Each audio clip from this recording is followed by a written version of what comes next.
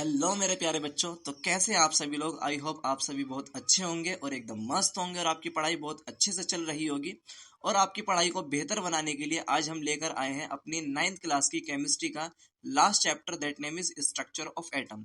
देखिए बेटा, ये जो चैप्टर है हमारा, it is one of the most important chapter. मैं इसको इंपॉर्टेंट क्यों कह रहा हूँ, क्योंकि अगर आप 12th क्लास में 11th क्लास में साइंस लेते हैं तो 11th क्लास में आपको केमिस्ट्री के अंदर इस चैप्टर को बहुत डिटेल में समझना होगा। और उस चीज को अच्छे से समझने के लिए हमें पहले इसको 9th क्लास में बहुत बेहतर तरीके से समझना होगा। एक्चुअली बेटा, इस चैप्टर के अंदर हम समझेंगे व्हाट मींस एटम। एटम क्या होता है। एटम को हिंदी में हम परमाणु बोलते हैं। तो जो एटम होता है और एटम किस तरीके से बनता है, कैसा होता है, कैसा एक्चुअली दिखता होगा, वो चीज हम सारी समझेंगे इस चैप्टर के बारे में। वैसे अगर हम बात करें नॉर्मली एटम क्या है, तो बेटा एटम इतनी छोटी चीज है, इतनी छोटी चीज है जिसको देखने के लिए बहुत वेल मेंटल, या हम कह सकते हैं बहुत अच्छी तरीके का इलेक्ट्रॉन माइक्रोस्कोप की जरूरत होती है। और उससे भी हम बहुत बेहतर तरीके से नहीं देख पाएंगे। मेनली अगर हम इसको बहुत बेहतर तरीके से देखना चाहें तो वहां बहुत डिटेल हमें स्टडी करनी पड़ेगी। तो चलिए चैप्टर को शुरू करते हैं। सबसे पहली बात आती है बेटा इस चैप्टर के पहले टॉपिक की, that means Dalton atomic theory. देखिए, एक साइंटिस्ट है हमारे पास, his name is the Dalton, और उन्होंने पहली बार समझाने की कोशिश करी एक्चुअली व्हाट इज एटम और एटम कैसा दिखता होगा। तो उन्होंने बताया दुनिया के अंदर जितने भी मैटर हैं वो सभी बहुत ही टाइनी पार्टिकल्स हैं, या हम कह सकते हैं बहुत ही छोटे पार्टिकल से बने हुए हैं। और उन सभी पार्टिकल्स को इन्होंने परमाणु या एटम नाम दिया। फिर इन्होंने ये भी बताया कि इस एटम के अंदर भी बहुत छोटे पार्टिकल्स हैं जिनको सब एटॉमिक पार्टिकल कहते हैं। जैसे आज हम जानते हैं कि एक एटम के अंदर अगर हम देखें तो सब एटॉमिक पार्टिकल्स में प्रोटॉन है, इलेक्ट्रॉन है, न्यूट्रॉन है। वही सारी चीज हमको डाल्टन ने बताने की कोशिश करी। चलिए समझते हैं डाल्टन साहब ने हमें इस थ्योरी के अकॉर्डिंग क्या क्या बताने की कोशिश की है। तो the believe that the all matter made up of the extremely small particles, उन्होंने हमें विश्वास दिलाया कि जितने भी परमाणु होते हैं वो बहुत ही छोटे पार्टिकल से बने हुए होते हैं। या जो मैटर होते हैं वो सभी पार्टिकल से बने हुए होते हैं, और उन्हीं पार्टिकल्स को इन्होंने एटम दिया। एंड फर्दर कहा कि जो स्मॉल पार्टिकल्स हैं इनको एटम कहते हैं, और इन एटम के अंदर भी हमको सब एटॉमिक पार्टिकल्स देखने मिलते हैं। And that subatomic particles are the proton, P for proton, and second is the E for electron, and the last one is the N for neutron। और इन तीनों सब एटॉमिक पार्टिकल्स को बेहतर तरीके से याद रखने का जो निमोनिक है बेटा वो है PEN, पेन। ठीक है, तो ये है हमारे महान वैज्ञानिक, his name is the Johan Dalton. तो जोहन डाल्टन ने क्या क्या चीज समझाई हमको। इन्होंने कहा कि जो एटम है it is one of the smallest unit of matter, means किसी भी पदार्थ का जो सबसे छोटा इकाई है वो एटम होता है। फिर उन्होंने बताया कि सभी जो मॉलिक्यूल्स होते हैं वो एटम से मिलकर बने हुए होते हैं। फॉर एग्जाम्पल हमारे पास वाटर है, तो वाटर भी किससे मिलकर बना हुआ है, मेनली 3 एटम से मिलकर बना हुआ है, जिसमें 2 एटम हाइड्रोजन के हैं एंड 1 एटम है ऑक्सीजन का। नेक्स्ट इन्होंने बताया हमको, फिर नेक्स्ट बात आती है बेटा नेक्स्ट टॉपिक की इस चैप्टर के, that means the discovery of the electrons. देखिए, वैसे तो डिस्कवरी जो हुई है इलेक्ट्रॉन्स की वो जे थॉमसन ने करी है, मगर शुरुआत जो करी थी वो विलियम क्रूक्स ने करी थी। विलियम क्रूक्स ने करा क्या एक्चुअली, जैसे बेटा आपको यहाँ पर देखने मिल रहा है कि ये एक पूरा ग्लास का ट्यूब है। इसमें इन्होंने 2 तार को लगाया, या हम कह सकते हैं 2 इलेक्ट्रोड को लगाया, जिसमें एक पॉजिटिव इलेक्ट्रोड था जिसको एनोड कहा, और दूसरा था नेगेटिव इलेक्ट्रोड जिसको कैथोड कहा। और इन्होंने इसको एक बैटरी से जोड़ दिया जिसमें 5000 से लेके 10,000 वोल्ट थे। ठीक है, अब फिर इन्होंने क्या करा, उस बैटरी को ऑन किया तो इन्होंने देखा कि जो ग्लास का ट्यूब है इस ट्यूब के नेगेटिव साइड से पॉजिटिव के ओर कुछ रेज जा रही हैं। और इन्होंने देखा कि जो रेज है ये टुवर्ड द पॉजिटिव मूव कर रही हैं। पहले तो इन्होंने देखा कि नेगेटिव साइड से, मींस नेगेटिव कैथोड से या नेगेटिव इलेक्ट्रोड से एक रेज निकल रही है which having a negative charge, और वो मूव कर रही है पॉजिटिव की ओर। फिर उन्होंने क्या करा, अच्छी तरीके से समझने के लिए कि जो रेज निकल रही है कैथोड से क्या इन पर नेगेटिव ही चार्ज है, इस चीज को बेहतर समझने के लिए इन्होंने तरह तरह से पॉजिटिव मैटर को रखने की कोशिश करी और इन्होंने फर्दर देखा कि हाँ वाकई में कैथोड से जो रेज निकल रही है एक्चुअली इन पर नेगेटिव ही चार्ज हो सकता है। क्यों?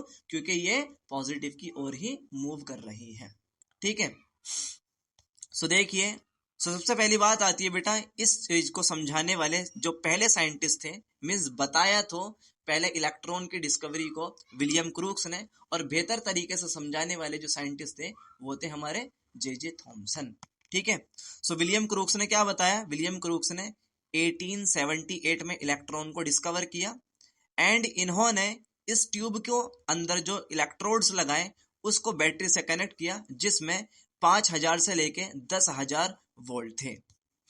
और बेटा यहाँ पे इन्होंने कुछ इनर्ट गैस को भरा जिनका जो प्रेशर था 0.01 mmHg था। ठीक है, अब इन्होंने क्या देखा? इन्होंने देखा कि पॉजिटिव साइड से और नेगेटिव साइड से कैथोड से कुछ रेज निकल रही है and they moves toward the anode.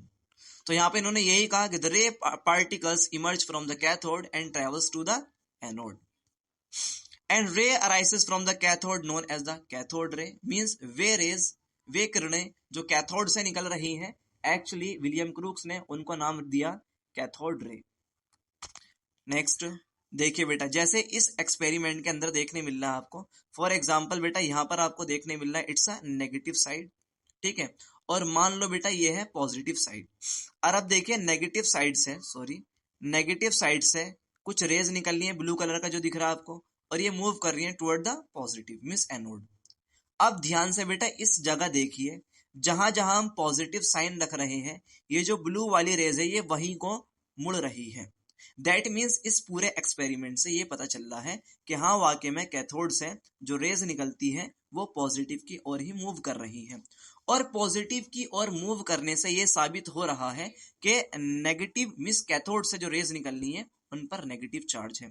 Further study हुई और जे थॉमसन ने बताया कि एक्चुअली इन नेगेटिव रेज जो रेज निकल रही है कैथोड से, इनके अंदर कुछ नेगेटिव चार्ज पार्टिकल है एंड फर्दर उन चार्ज को इलेक्ट्रॉन कहा गया। तो बेटा जो कैथोड से पार्टिकल्स निकलते हैं उन पर नेगेटिव चार्ज है और उन नेगेटिव चार्ज पार्टिकल्स को आज हम इलेक्ट्रॉन्स कहते हैं। दैट मीन्स सीधी सीधी बात कहें तो इलेक्ट्रॉन्स हैव नेगेटिव चार्ज। और कैथोड रेस की कैरेक्टरिस्टिक्स क्या है? जैसे अभी आपको देखने मिला है बिल्कुल सीधी चलती है। That means the travel in straight line. बेटा उससे ये गलत हो गया है, आप इसको सही कर लेना। जो कैथोड रे होती है ये हमेशा स्ट्रेट लाइन मोशन ही करती है, मीन्स हमेशा ये सीधी चलती है। And the particles have the negative charge, और इन पार्टिकल्स पर नेगेटिव चार्ज होता है, और ये मैग्नेटिक फील्ड की और डिफ्लेक्ट की, क्योंकि मैग्नेटिक फील्ड पर पॉजिटिव साइन हो सकता है, and cause the heating effect. अब बेटा सिंपल बात है, यहाँ पर हमने इन इलेक्ट्रोड्स को बैटरी से जोड़ रखा है और अंदर हीटिंग भी प्रोड्यूस हो रही होगी, और हीट प्रोड्यूस होने की वजह से ट्यूब जो होगी वो थोड़ी सी गर्म हो जाएगी। दैट मीन्स सिंपली कहें तो यहाँ पर रेज निकलनी है जिसकी वजह से ट्यूब के अंदर हीटिंग इफेक्ट भी आ रहा है। तो इलेक्ट्रॉन्स की वजह से हीटिंग इफेक्ट भी आता है। And cause the fluorescence in the zinc sulphide. Means क्या होता है कि बेटा अंदर जो है ये जो ट्यूब जो है इस पर अंदर की तरफ जिंक की कोटिंग हुई हुई है, इसीलिए जब भी ये जिंक बर्न होता है या इसमें हीट जाती है तो ये फ्लोरोसेंस को क्रिएट करता है, मीन्स थोड़ा सा ट्यूब के अंदर धुंधलापन क्रिएट करता है जैसे फोग में होता है। ठीक है, तो बेटा ये सारी आपको जो प्रॉपर्टीज है याद रखनी है कि जो कैथोड से रेज निकलती है स्ट्रेट लाइन मोशन करती है, नेगेटिव चार्ज होता है मैग्नेटिक फील्ड की और ये डिफ्लेक्ट हो जाती है, हीटिंग इफेक्ट कॉज करती है और जिंक सल्फाइड की वजह से फ्लोरोसेंस को क्रिएट करती है। नेक्स्ट बात आती है डिस्कवरी ऑफ द प्रोटॉन। तो प्रोटॉन की जो डिस्कवरी की है बेटा वो की है one of the most important scientist, his name is the Goldstein. तो आपको जो इमेज के अंदर देखने मिल रहे हैं he is one of the most important and the famous scientist, his name is the Goldstein, and Goldstein discovered to the proton। और गोल्डस्टीन ने जब प्रोटॉन को डिस्कवर किया इन्होंने बताया कि P फॉर प्रोटॉन और P फॉर पॉजिटिव चार्ज होता है इन पर। सो इन्होंने कहा कि इट्स अ फंडामेंटल पार्टिकल। देखिए फंडामेंटल पार्टिकल का मतलब ये होता है कि ऐसे सभी पार्टिकल जो किसी चीज को बनाने के लिए लगते हैं। फॉर एग्जांपल हमारा एटम है, तो एटम के अंदर प्रोटॉन है, इलेक्ट्रॉन है, न्यूट्रॉन है, ये तीनों ही आपस में कंबाइन होते हैं, फर्दर ये एटम को तैयार करते हैं। इसीलिए proton, electrons and neutron, this all are the fundamental particle. Next इन पर बेटा पॉजिटिव चार्ज है और अगर हम बात करें एक प्रोटॉन पर कितना चार्ज होता है, तो इस पर होता है 1.673 इंटू 10 की पावर माइनस 27 किलोग्राम। ठीक है, वहीं अगर हम देखें कि एक पॉजिटिव चार्ज की वैल्यू कितनी है, तो वो होती है 1.602 इंटू 10 की पावर माइनस 19 कूलम। ठीक है, नेक्स्ट बात आती है बेटा थॉमसन मॉडल ऑफ एटम। अब देखिए महान वैज्ञानिक जे थॉमसन जो है ये बताने लगे कि एटम जो है उसको ऐसे मान लो कि आपके पास तरबूज है, और तरबूज के जब तरबूज को आप काटोगे तो अंदर लाल पार्ट मिलेगा और उस लाल पार्ट में बीज लगे हुए मिलेंगे जिन पर काला कलर होता है। अब इन्होंने ये कहा कि जो बीज है वो एम्बेडेड है रेड पार्ट के अंदर धसे हुए हैं, तो उन ब्लैक सीड को इन्होंने कहा इट्स लाइक एन इलेक्ट्रॉन, और एटम के अंदर बिल्कुल इलेक्ट्रॉन ऐसे ही होते हैं। और इन्होंने कहा कि जो रेड पार्ट है वाटरमेलन का वो बिल्कुल मान लो कि प्रोटॉन कुछ इस तरीके से। जबकि बेटा आज अगर हम मॉडर्न एटॉमिक स्ट्रक्चर देखें तो जो प्रोटॉन है न्यूट्रॉन है वो न्यूक्लियस के अंदर प्रेजेंट है, और जो इलेक्ट्रॉन है वो न्यूक्लियस से बाहर प्रेजेंट है। बट इन्होंने अपनी समझ के अकॉर्डिंग चीजों को समझाने की कोशिश की। तो इन्होंने क्या बताया, इन्होंने बताया according to these uniform a positive charge and the negative charge electron embedded like the seed in the watermelon. And इन्होंने ये भी बताने की कोशिश करी कि नंबर ऑफ प्रोटॉन जो होते हैं वो नंबर ऑफ इलेक्ट्रॉन के बराबर होते हैं। मींस फॉर एग्जांपल हमारे पास सोडियम है, सोडियम का एटॉमिक नंबर कितना है 11 है, दैट मींस एटॉमिक नंबर के अकॉर्डिंग उसमें इलेक्ट्रॉन्स है, और जितने इलेक्ट्रॉन्स हैं उतने ही प्रोटॉन होते हैं। और इस तरीके से जो हमारा एक एटम है वो न्यूट्रल होता है, मीन जितने नंबर ऑफ इलेक्ट्रॉन है और इतने ही प्रोटॉन है, सो दैट मीन्स जो हमारा एटम रहेगा वो न्यूट्रल रहेगा। जैसे फॉर एग्जांपल बेटा यहाँ दिखाया गया है कि ये जो ब्लैक वाला पार्ट है जो आपको सीड देखने मिल रहे हैं इट्स लाइक एन इलेक्ट्रॉन, और बिल्कुल ऐसा ही वाटरमेलन के अंदर भी हमको देखने मिलता है। फॉर एग्जांपल जैसे आपको देखने मिल रहा है यहाँ पर कि वाटरमेलन कटा हुआ है, तो ये जो ब्लैक कलर के सीड है it's like an negative charge particle known as the electron, और जो रेड वाला पार्ट है it's a positive charge proton. ठीक है, इस तरीके से जे थॉमसन ने अपने दिमाग के अकॉर्डिंग चीजों को समझाने की कोशिश की।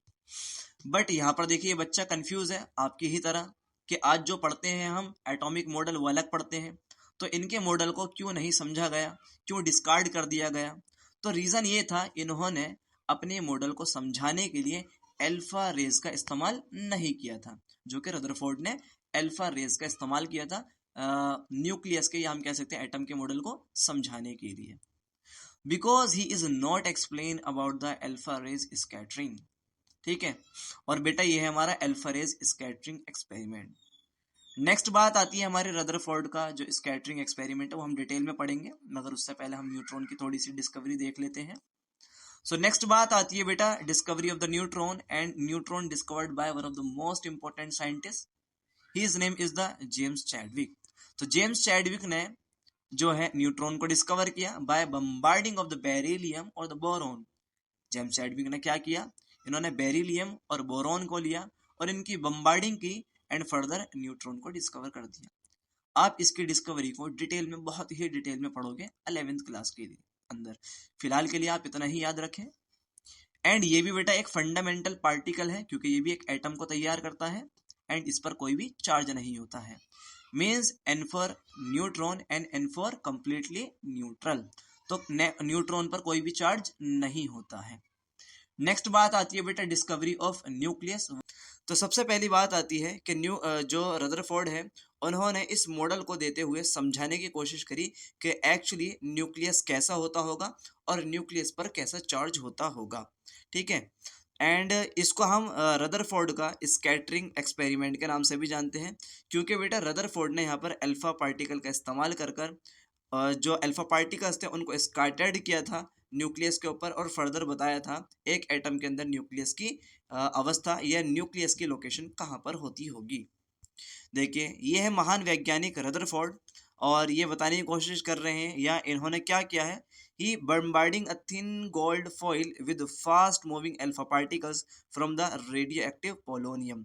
मीन्स रदरफोर्ड ने क्या किया, रदरफोर्ड ने एक सोर्स ऑफ लाइट लिया जिसको हम पोलोनियम बोलते हैं, रेडियो एक्टिव पोलोनियम, और उस रेडियो एक्टिव पोलोनियम से कुछ रेज निकलवाई, मिस कुछ अल्फा पार्टिकल्स निकले, और वो पार्टिकल्स जाकर टकराते हैं बेटा गोल्ड की फॉइल पर, और गोल्ड की फॉइल पर जब वो टकराते हैं तो वह वहाँ पर जाने के बाद फिर हमको पता चलता है कि किस तरीके से कि एक एटम के अंदर कहाँ पर न्यूक्लियस प्रेजेंट होगा और कहाँ पर नहीं प्रेजेंट होगा। एक्चुअली कैसे, वो अभी हम एक मॉडल के अंदर एक एक्सपेरिमेंट करेंगे, वह आपको बेहतर तरीके से समझ में आएगा।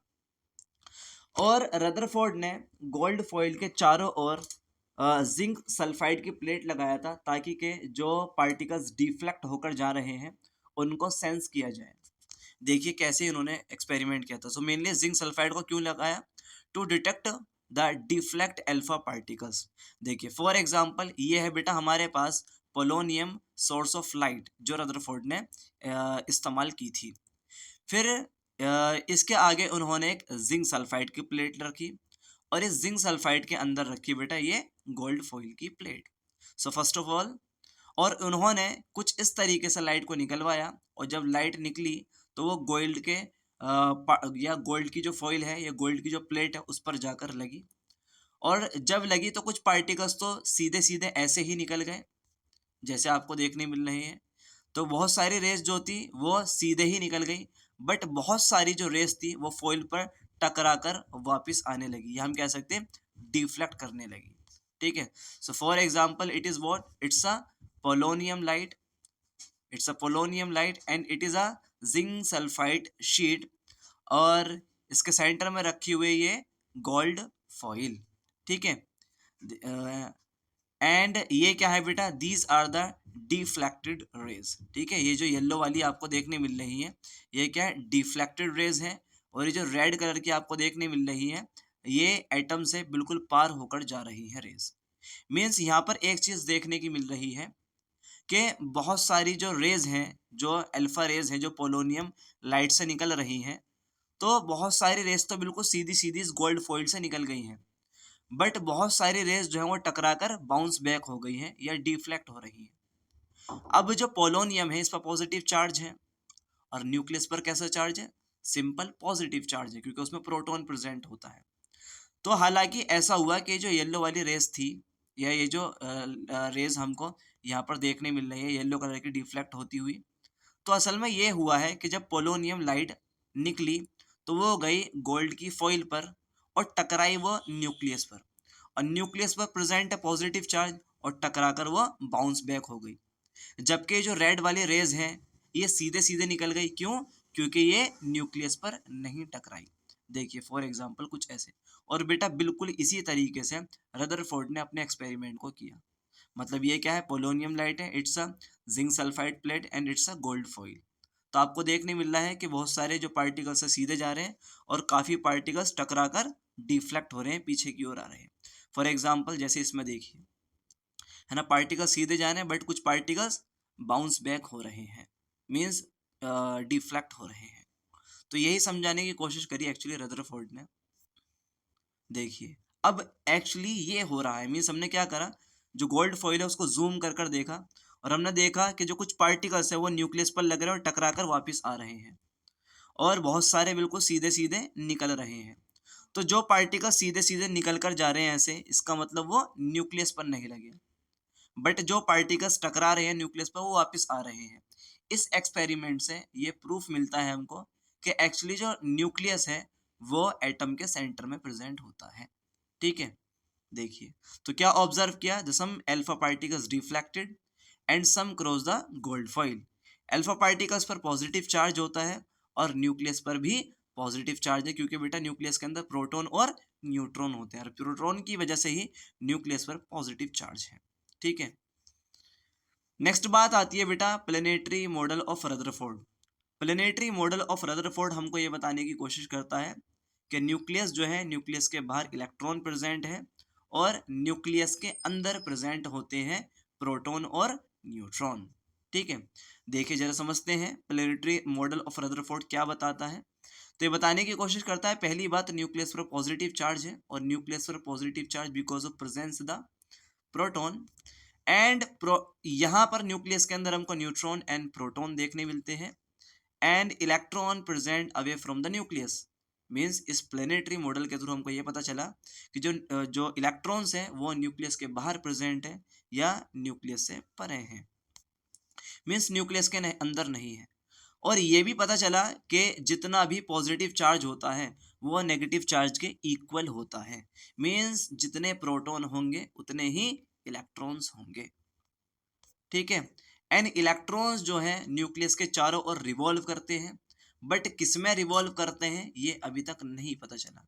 इस चीज को बेहतर तरीके से बताया हमारे बोहर साहब ने, तो वो देखेंगे हम बोहर का मॉडल में कि किस तरीके से जो इलेक्ट्रॉन्स हैं वो न्यूक्लियस के बाहर रिवॉल्व करते हैं। ठीक है। सो फॉर एग्जाम्पल ऐसे मान लीजिए बेटा इट्स अ न्यूक्लियस, और न्यूक्लियस के अंदर एक प्रेजेंट है ये कुछ सब एटॉमिक पार्टिकल्स, और सब एटॉमिक पार्टिकल्स आपको पता ही है प्रोटॉन और न्यूट्रॉन ही होंगे। और न्यूक्लियस के बाहर ये पहली शेल, या हम कह सकते हैं एनर्जी लेवल, जिसको हम के शेल कहते हैं। एंड फिर ये के शेल के बाहर एक next shell that is known as the L shell, और एल शेल के बाहर ये सबसे बड़ी एनर्जी लेवल, ये last shell, it is known as the M shell. ठीक है बेटा। और ये जो हमको पिंक कलर, ओ सॉरी, जो स्किन कलर के या लाइट ऑरेंज कलर के पार्टिकल्स देखने मिले, this all are the P for proton. और ये जो लाइट ब्लू कलर के या स्काई ब्लू के जो हमको पार्टिकल्स देखने मिल रहे हैं, this all are the neutrons. ठीक है। तो यही बेटा हमारा मॉडल है एक्चुअली, एटॉमिक मॉडल। तो यही हमारा मॉडर्न मॉडल है एटम का, जो आज हम पढ़ते हैं। असल में हमारा जो एटम है, जब उसको हम डिटेल देखेंगे तो कुछ इस तरीके का हमको एटम दिखेगा। बट यहाँ पर अभी शेल के अंदर इलेक्ट्रॉन्स नहीं है, यहाँ पर इलेक्ट्रॉन्स भी प्रेजेंट होंगे, वो देखेंगे हम बोहर के मॉडल में। ठीक है। और देखिए बेटा जो इलेक्ट्रॉन्स हैं वो न्यूक्लियस के बाहर कुछ इस तरीके से शेल्स में रिवॉल्व कर रहे हैं। मीन्स आपको जो है शेल्स देखने मिल रही है ना, तो इन शेल्स में इलेक्ट्रॉन कुछ इस तरीके से रिवॉल्व कर रहे हैं। ठीक है। वही चीज़ यहाँ पर दिखाया गया है कि नेगेटिव चार्ज जो है न्यूक्लियस के चारों ओर चक्कर लगा रहा है, और जो चक्कर लगा रहा है वो किसमें, शेल्स में या ऑर्बिट्स के अंदर, या एनर्जी लेवल में। ठीक है। अब ये जो बच्चा है आपकी तरह कंफ्यूज है, फिर भी हमने जो रदरफोर्ड का प्लेनेटरी मॉडल है उसको रिजेक्ट कर दिया है। तो क्यों रिजेक्ट किया है जरा वो समझते हैं। तो क्यों रिजेक्ट किया है? पहली बात, उन्होंने एटम की स्टेबिलिटी को नहीं बताया था, क्योंकि एटम की स्टेबिलिटी को समझाने वाले पहले साइंटिस्ट जो थे वो थे बोहर साहब। क्योंकि उन्होंने बताया कि कोई भी एटम तब स्टेबल होता है जब उसकी लास्ट शेल में इलेक्ट्रॉन कंप्लीट प्रेजेंट होते हैं। इसका मतलब क्या है वो अभी हम 2n² की इक्वेशन से समझेंगे। एंड दूसरी बात, इन्होंने know explain stability of the hydrogen, और इन्होंने हाइड्रोजन की स्टेबिलिटी को भी नहीं बताया था। And know explain about the spectrum. तो याद रखना बेटा, क्यों हमने रदरफोर्ड के प्लेनेटरी मॉडल को फेल किया। 3 रीजन है। पहली बात, इन्होंने एटम की स्टेबिलिटी को नहीं बताया, हाइड्रोजन की स्टेबिलिटी को नहीं बताया, और इन्होंने स्पेक्ट्रम के बारे में भी डिटेल में नहीं बताया था। नेक्स्ट बात आता है बोहर एटॉमिक मॉडल। तो सबसे पहली बात आती है बोहर का एटॉमिक मॉडल क्या है। देखिए अभी तक हमने देखा कि किस तरीके से डिफरेंट तरीके के साइंटिस्ट ने एटम्स के स्ट्रक्चर को किस तरीके से एक्सप्लेन किया है। बट आज हम बात करेंगे बोहर के अकॉर्डिंग कि एटॉमिक स्ट्रक्चर या एटम का स्ट्रक्चर कैसा होता है। तो एक्चुअली बेटा ये स्क्रीन में आपको जो इमेज दिख रहा है ये बोहर साहब नहीं है, एक्चुअली ये मैं हूँ। ठीक है। तो इन्होंने क्या बताया, इन्होंने एक्सप्लेन किया stability of the atom, means Bohr explain stability of atom. And इन्होंने जो एटम को एक्सप्लेन किया वो बेस एटम को जो एक्सप्लेन किया था वो एक्सप्लेन किया था on the basis of plant quantum theory. Means plant quantum theory क्या है? प्लांट क्वांटम थ्योरी का मतलब यह है, इन्होंने कहा कि अगर आप इलेक्ट्रॉन्स को देखोगे तो वह न्यूक्लियस के बाहर राउंड या स्फेरिकल स्फेयर के अंदर या शेल्स और ऑर्बिट्स के अंदर रिवॉल्व करते हैं, बिल्कुल ऐसे ही जैसे हमारे प्लैनेट्स सन के चारों ओर चक्कर लगाते हैं। और यही इनकी प्लांक क्वांटम थ्योरी थी। And the path known as orbits और द एनर्जी लेवल और द शेल्स। मीन्स बोहर साहब ने ये बताया कि जो इलेक्ट्रॉन्स हैं वो न्यूक्लियस से बाहर सर्कुलर पाथ के अंदर, जिनको हम ऑर्बिट, एनर्जी लेवल या शेल्स के नाम से भी जानते हैं। देखिए बेटा कुछ इस तरीके से बताया बोहर साहब ने कि न्यूक्लियस के चारों ओर किस तरीके से इलेक्ट्रॉन रिवॉल्व होते हैं। बिल्कुल डिक्टो इसी तरीके से इलेक्ट्रॉन्स न्यूक्लियस के बाहर शेल में रिवॉल्व होते हैं। तो आपको ये जो दिख रही है सर्कुलर पाथ, इसी को हम बोलते हैं शेल्स या एनर्जी लेवल या बेटा इसी को हम ऑर्बिट कहते हैं। और ये आपको ग्रीन कलर का जो पार्टिकल देखने मिल रहा है, it is what, it's a electron. तो इलेक्ट्रॉन न्यूक्लियस के चारों ओर कुछ इस तरीके से रिवॉल्व करता है।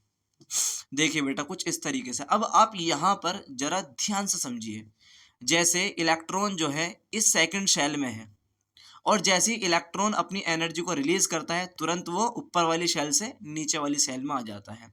Means electrons high energy level से लो एनर्जी लेवल में आ जाता है जब वो अपने अंदर से एनर्जी को रिलीज करता है, और जब इलेक्ट्रॉन एनर्जी को कंज्यूम करता है तो फिर वो लो एनर्जी लेवल से हाई एनर्जी लेवल के अंदर पहुंच जाता है।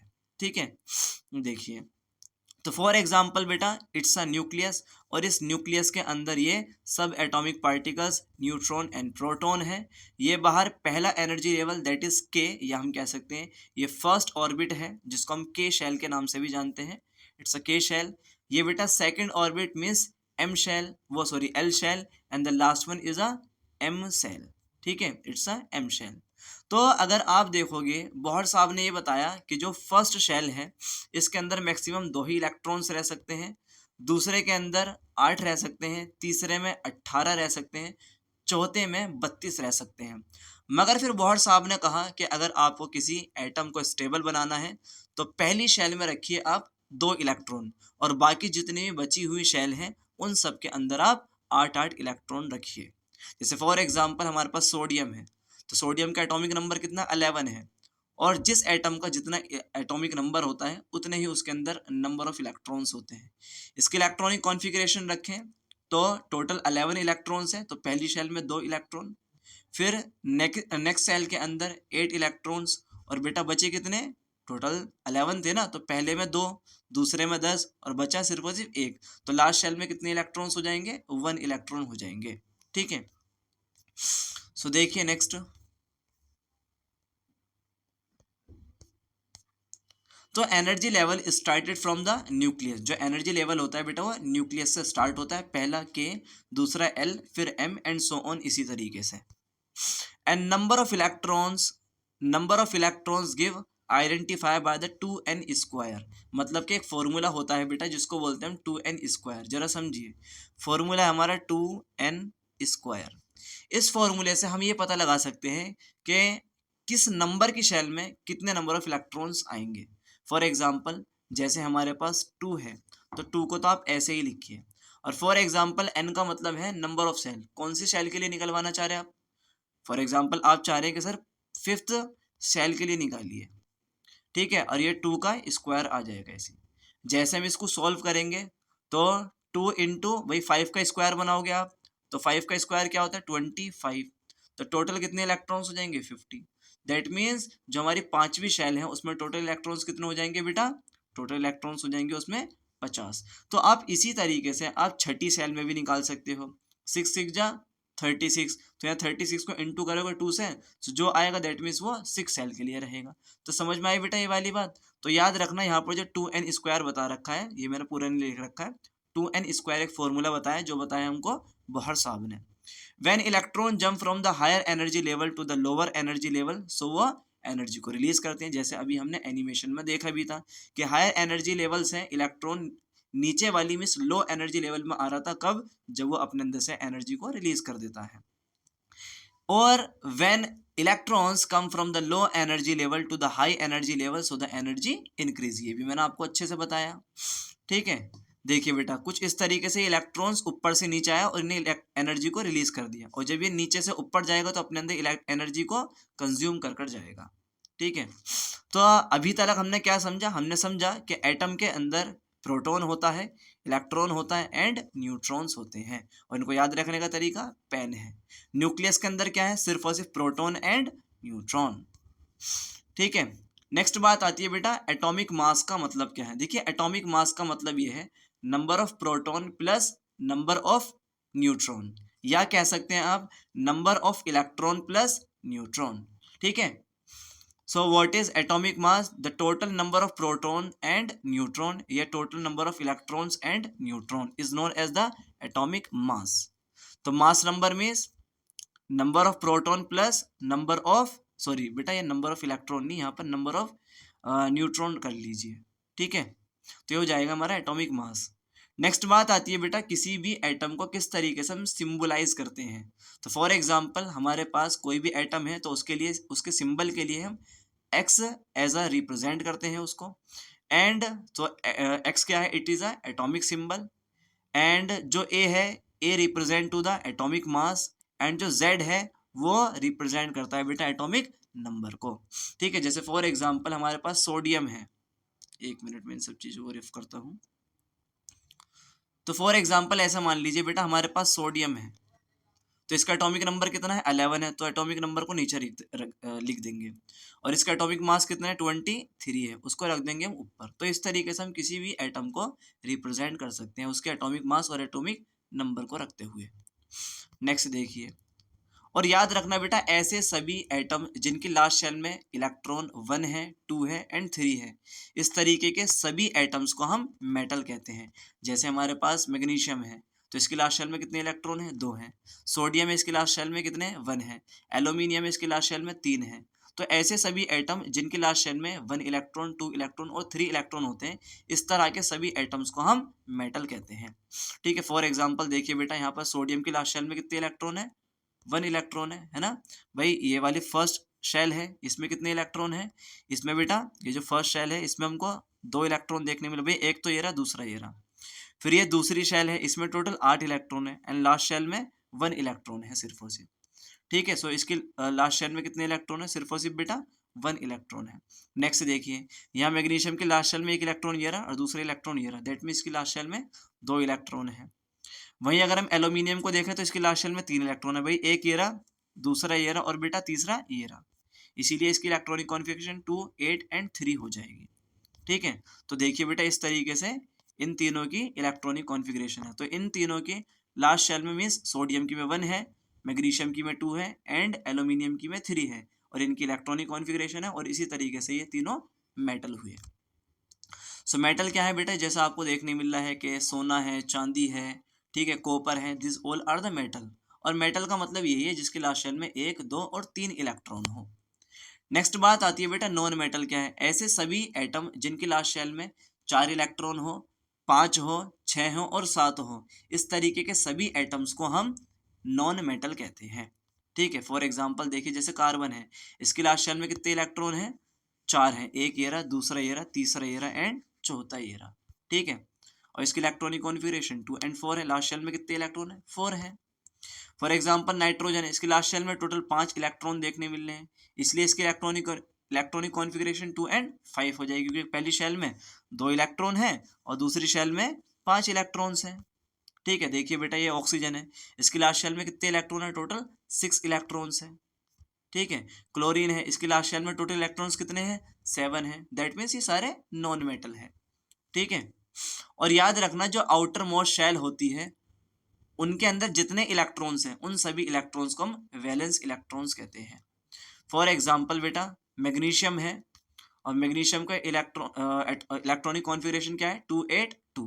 तो जो इसके 2 इलेक्ट्रॉन्स हैं मीन्स लास्ट शेल के पहले वाले जो इलेक्ट्रॉन्स हैं, इन सब इलेक्ट्रॉन्स को बोलते हैं हम कोर इलेक्ट्रॉन, और बाकी जो लास्ट शेल का इलेक्ट्रॉन है उसको बोलते हैं वैलेंस इलेक्ट्रॉन। ठीक है, आइसोटॉप्स क्या है बेटा, ऐसे सभी एटम्स जिनके एटॉमिक नंबर सेम हो मगर एटॉमिक मास अलग हो, इस तरीके के सभी एटम्स को हम आइसोटॉप्स कहते हैं। फॉर एग्जांपल, ठीक है, so same atomic number but different in atomic mass. जैसे फॉर एग्जांपल ये हाइड्रोजन है, यहाँ देखिए इस वाले हाइड्रोजन का एटॉमिक नंबर कितना है, 1 है, और यहाँ एटॉमिक मास भी 1 है, दैट मीन्स ये हमारा पहला हाइड्रोजन, हाँ इसको क्या कहेंगे हम, प्रोटियम कहेंगे। दूसरा हाइड्रोजन देखिए, इसका एटॉमिक मास कितना है, 2 है, मगर एटॉमिक नंबर फिर से एक ही है।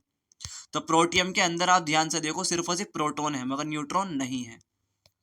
ठीक है, फिर यहाँ देखिए इसमें बेटा एक न्यूट्रॉन है, इसीलिए एक प्रोटॉन और एक न्यूट्रॉन दोनों को प्लस करेंगे तो एटॉमिक मास 2 रहेगा।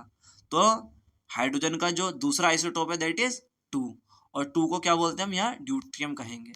फॉर एग्जाम्पल ये तीसरा आइसोटोप है हाइड्रोजन का, इसमें बेटा 2 तो नाइट्रोजन है और एक प्रोटॉन है, तो दोनों को हम प्लस करेंगे तो 3 बैठेगा, दैट मीन्स इसका एटॉमिक मास 3 है, tritium.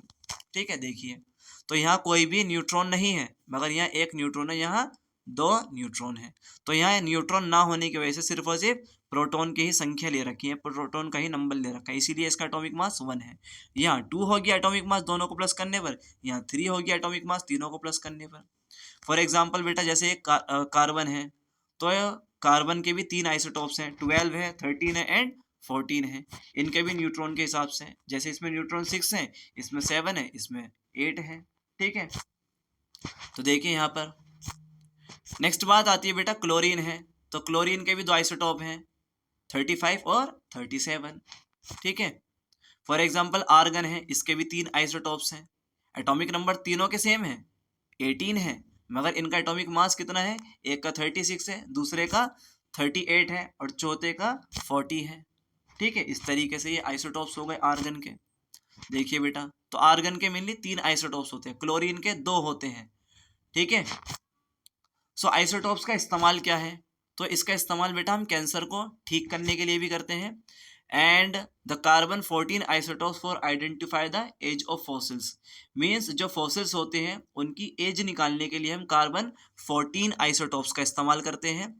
Next the isotopes for hydrogen, oxygen, nitrogen, carbon for the tracer techniques, means tracer techniques में हम इस्तेमाल करते हैं hydrogen, oxygen, nitrogen and carbon के आइसोटॉप्स का।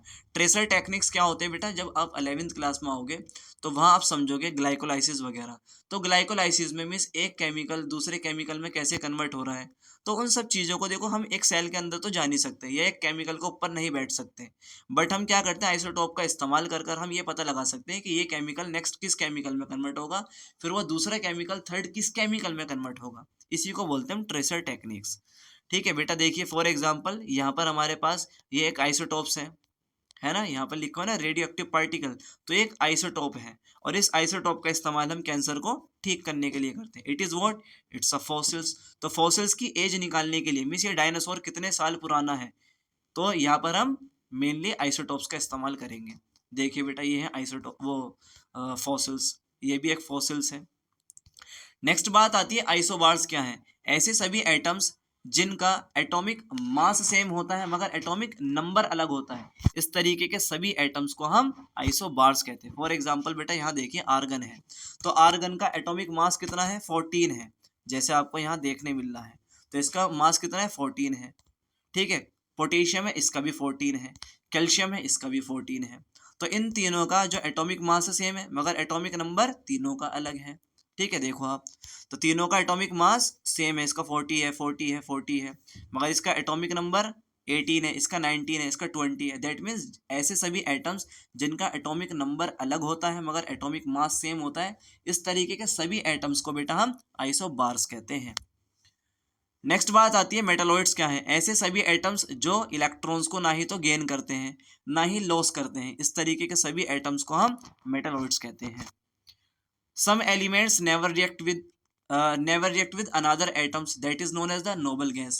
मीन्स अगर आप पीरियोडिक टेबल में, फॉर एग्जांपल ये बेटा पीरियोडिक टेबल का 18वां ग्रुप है जिसमें कौन कौन सी गैस है, हीलियम है, ये हीलियम है, नियोन है, ये आर्गन है, क्रिप्टॉन है, जेनॉन है, रेडॉन है, और सबको याद रखने का तरीका है हीना, नीना और करीना, एक्सरे, रंगीन। ठीक है, तो ये जितने भी एटम्स है ना, इनकी लास्ट शेल में अगर हम देखेंगे तो कंप्लीट नंबर ऑफ इलेक्ट्रॉन्स है, और कंप्लीट नंबर ऑफ इलेक्ट्रॉन होने की वजह से ना ही तो इलेक्ट्रॉन को देंगे ना हिलेंगे, इसीलिए ये नोबल गैस है, क्योंकि किसी के साथ रिएक्शन नहीं करती हैं, और इनको हम इनर्ट गैस के नाम से भी जानते हैं। So what is noble gas, noble gas किस में आते हैं, याद रखना ग्रुप नंबर 18 में आते हैं। ठीक है बेटा, ये जो देखने मिल रहा है हमको, इट्स अ ग्रुप नंबर 18। ठीक है, तो देखिए बेटा ये हमारी पूरी पीरियोडिक टेबल है, ये हमारे हो गए मेटल्स, और यहाँ हो गए ये नॉन मेटल्स, और ये है बेटा नोबल गैसेस। ठीक है, और यहाँ पर बेटा ये वाला चैप्टर हमारी समाप्त होता है पूरी तरीके से। हमने देखिए हर एक टॉपिक को बहुत ही डिटेल तरीके से समझाया आपको, और एनिमेटेड वे में समझाया। मुझे नहीं लगता है शायद इस तरीके का कोई लेक्चर होगा ये पूरे यूट्यूब पर। अगर आपको लेक्चर अच्छे लगते हैं आप कमेंट कीजिए, लाइक कीजिए और अपने दोस्तों के साथ शेयर भी कीजिए। तो पढ़ते रहिए, मेहनत करते रहिए। All the very best.